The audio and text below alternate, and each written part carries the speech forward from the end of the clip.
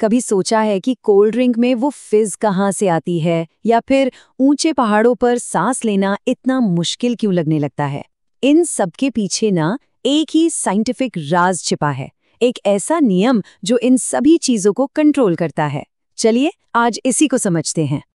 सबसे पहले ये सोचिए, एक गरम सोडा पीते ही लगता है जैसे सारा फिज, सारी गैस गायब हो गई, है ना? सारा मजा ही किरकिरा हो जाता है। पर ऐसा होता क्यों है?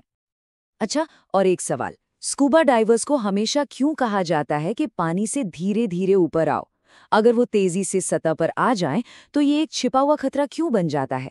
ये सिर्फ पानी के प्रेशर की बात नहीं है, कहानी में एक और ट्विस्ट है। तो इन दोनों बिल्कुल अलग अलग लगने वाले सवालों का जवाब एक ही साइंटिफिक प्रिंसिपल में छिपा है, और वो है सॉल्यूबिलिटी।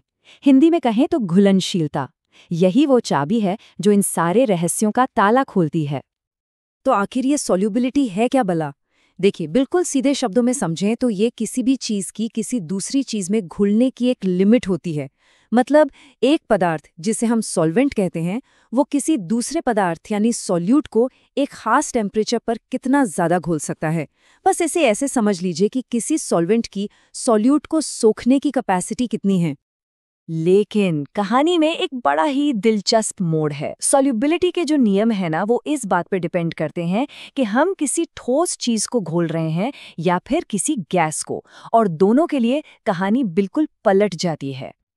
जैसे चीनी या नमक को ही ले लीजिए, ये ठोस हैं। जैसे ही हम टेम्परेचर बढ़ाते हैं, ये ज्यादा आसानी से और ज्यादा मात्रा में घुल जाते हैं।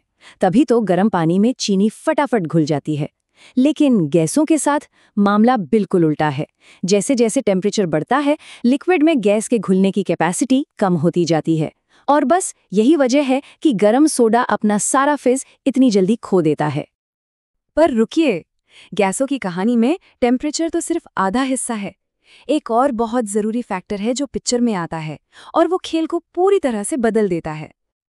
और वो दूसरा फैक्टर है प्रेशर, यानी कि दबाव।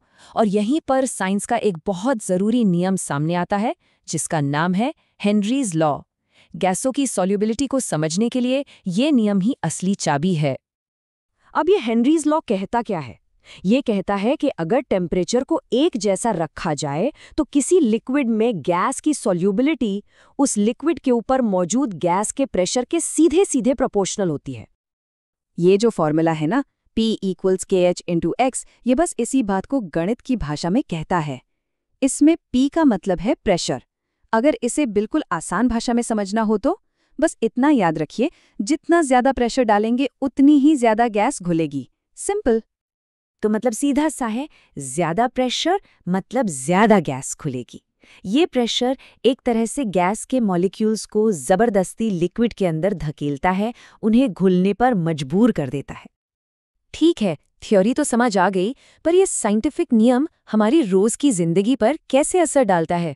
चलिए वापस उन्हीं सवालों पर चलते हैं जिनसे हमने ये बातचीत शुरू की थी। देखिए, हेनरी का नियम असल में हर जगह काम कर रहा है। अपनी सोडा की बोतल को ही देखिए, उसके अंदर कार्बन डाइऑक्साइड को बहुत हाई प्रेशर पे भरा जाता है, और जैसे ही हम ढक्कन खोलते हैं, फस, प्रेशर रिलीज होता है और गैस बुलबुलों के रूप में बाहर भागती है। यही सेम चीज स्कूबा डाइवर्स के साथ होती है। पानी के बहुत नीचे हाई प्रेशर की वजह से नाइट्रोजन गैस उनके खून में घुल जाती है।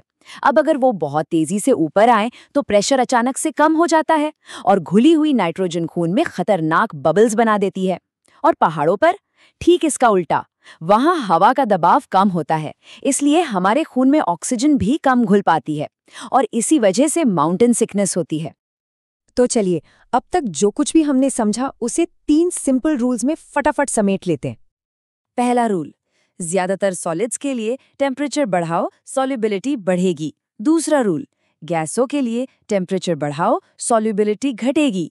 और तीसरा और सबसे जरूरी रूल, गैसों के लिए प्रेशर बढ़ाओ, सॉल्युबिलिटी बढ़ेगी। और यही है हेनरीज लॉ।